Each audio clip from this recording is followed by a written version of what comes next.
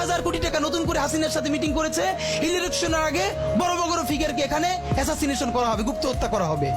পুরো এখানে ভারতীয় আধিপত্যবাদ এখানে সব থেকে বেশি অ্যাক্টিভ আছে।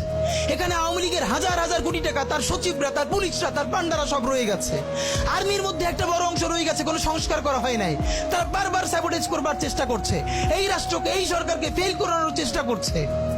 তো আপনি মুক্তিযুদ্ধের পরে যে ৩-৪ বছর এইরকম রাহাজানি হয়েছে, সেটাকে যদি অটকুন দিতে পারেন যে নতুন রাষ্ট্র গঠনের আগে এই ঝামেলাটা হয়, তাহলে এই যে নতুন বাংলাদেশের স্বপ্নের মধ্যে এইগুলোকে আপনি বড় করে মপ করে ফ্রেমিং করেন। আপনি এই জবান যে আপনার না, এই জবান যে দিল্লির জবান, ভারতীয় আধিপত্যবাদের জবান, সেইটা বুঝতে আমাদের পিএইচডি করা লাগে না। সুতরাং জুলাই সনদের সাথে নির্বাচনের ক্ষেত্রে শুধু আমাদের 2 মিনিট কথা।